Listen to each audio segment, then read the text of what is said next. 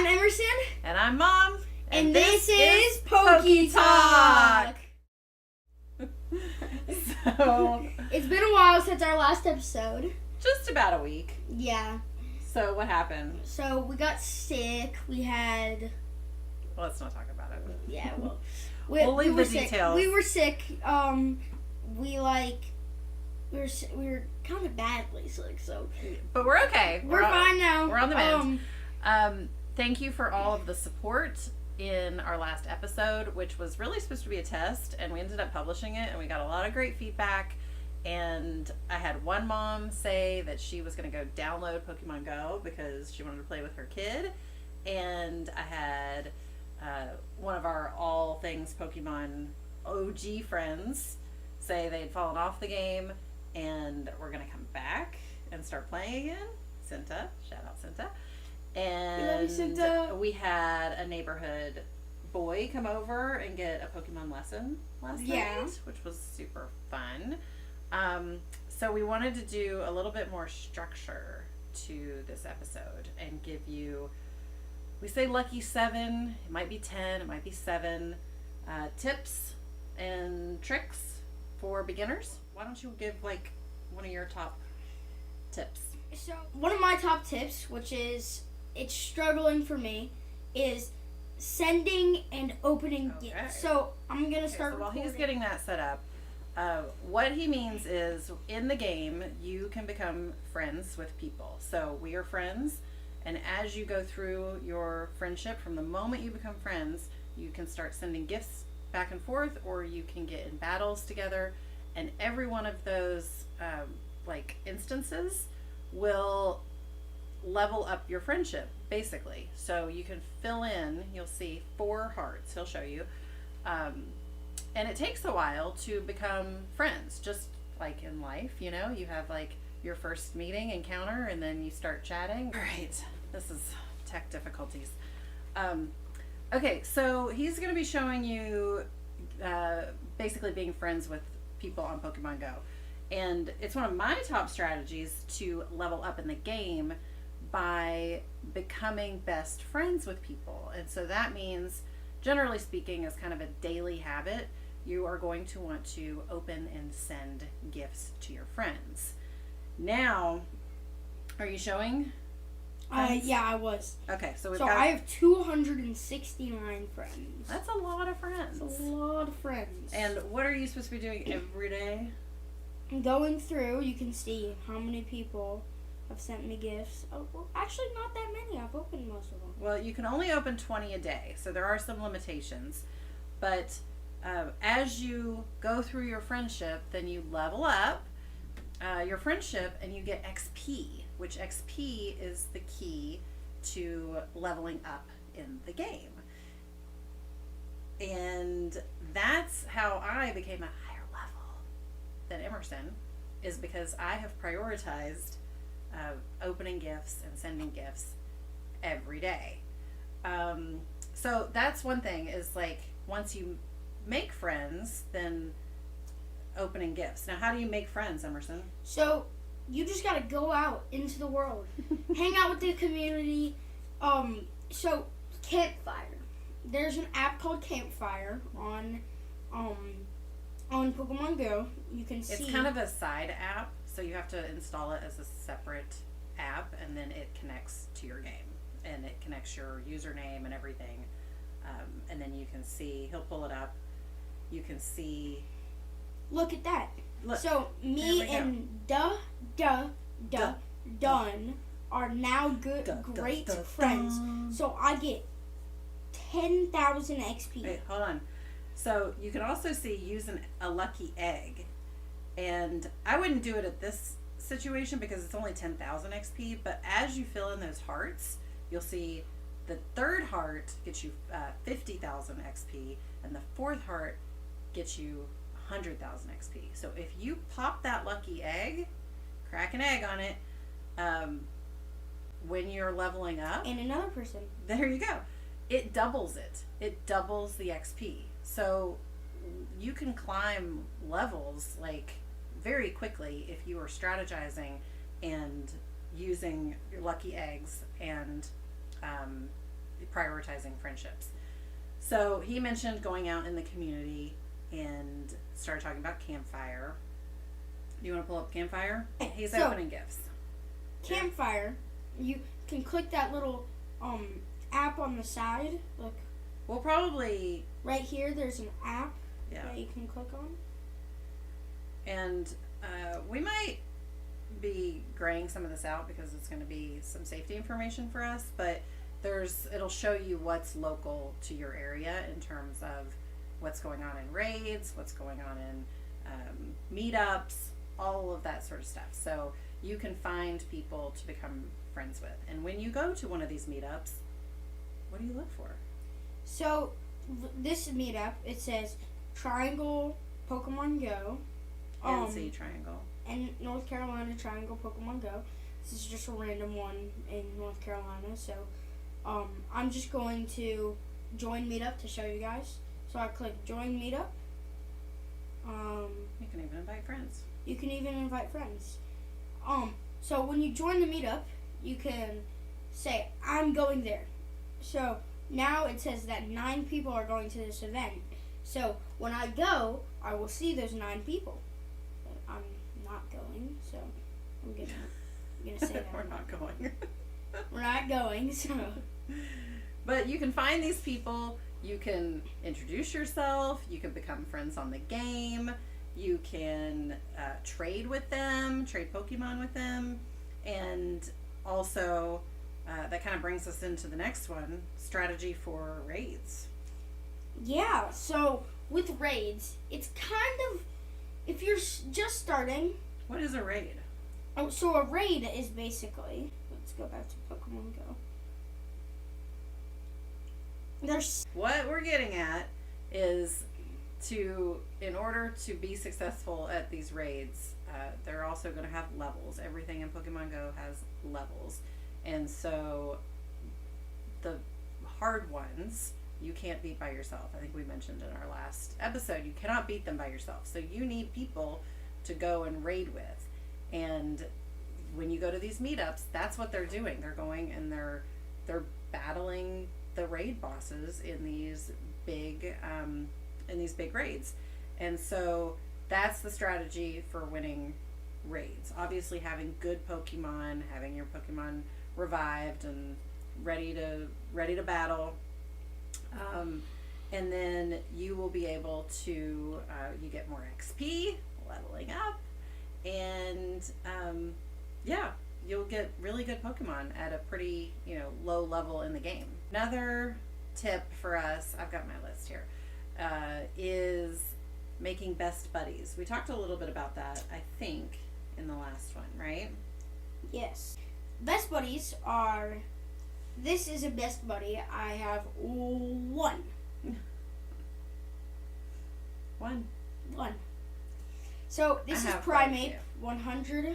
It's a Hundo Primate by that community day. And I decided to make it my buddy, and it took me about 3 months to get this guy to where I needed him to be, which was here. I have 9. So I'm gonna go ahead and feed my buddy. Let's go. And why are you feeding your buddy? So when you feed your buddy, you get hearts. See, it gives me a little heart there. So I'm gonna take a snapshot, and I got a Smeargle. Oh, I did too. We did that exact same time. So now I'm gonna play with him. There we go. And now I'm gonna exit this. Go there. So I can catch this Smeargle. So while he's catching the Smeargle, you can see my buddy. I'm working on being best buddies with him, but I'm not yet. You can see at the top, Shark Cadet. I'm filling in the hearts, just like the friendship has hearts. The buddies also have hearts, and so if you click on that, you can see that he has 41 more hearts to become Ultra Buddies. And when we're Ultra Buddies, he will find locations, he will find souvenirs, and then when he becomes my best buddy, there's a CP boost, And then there's a Best Buddy ribbon, Oh, which look, I really I just like. got. Hey. Wait, I either just got Great Buddy or no, I just got Great Buddy. Yeah, that's awesome. So this on this screen, these are the hearts that you want to fill in, and you want to try and fill them in, you know, as much as you can. They reset every day, and so you know, today you can see that I've walked not very much with my but that's like with my buddy. So he has to be on the map. He has to be fed to be on the map. So you got to feed him berries and then walk with him, and then those hearts will start filling in. Give your buddy a treat. We've already talked about that. Play together. That's tickling his tummy. And battling together. You can put him in your group for a raid or for a battle, and you can get hearts that way. The snapshot. Smeagol. Smeargle. I'm terrible with names. Might appear. Visit a new place. So that's a Pokestop that you have not been to yet or haven't been to in a really long time. Or follow a route together, which routes are a whole other thing we won't even get into. And then for some reason I got a bonus today. I have no idea why I got a bonus today. Do you? It might be taking like more than one screenshot. Oh, maybe. And so then some of the Pokemon, like, you want to make them your buddy because you need them as your buddy to evolve. And so, like, this guy, the reason this guy is my buddy, it's not just because he's so super cute. It's because in order to evolve him, and you can see that the evolution is grayed out on my screen. So I have not evolved him into either one of these forms. But in order to evolve him, I have to defeat 30 psychic type Pokemons or 30 ghost type Pokemons. And then once I do that, then he will evolve into either one of these. I can only do one. And so then I have to have another Charcadet that I would make my buddy and do the same thing with in order to get the other form. So that is Best Buddies. That's a trick for that. Coins. Banking coins. We just bought coins. We do pay to play a little bit. You don't have to. This is a free game. But, you know, I consider it a hobby and something fun that I do with my kids. So I do spend a little money on it. Not a ton. But you can earn coins that buy you things by putting your Pokemon into gyms and leaving them there for really a day. Yeah, it's like 8 or 10 hours or something. There's something official. I think it's 8. Yeah, so if you go to a dinner someplace, yeah, and you go to dinner someplace and you want to play Pokemon, you can look at your phone and look and see that there's a gym. Well, sometimes. If there's a gym there, then what you can do is you can put your Pokemon in there. If it's not full with your same team's type. So, see, I'm blue team. My mom's also blue team.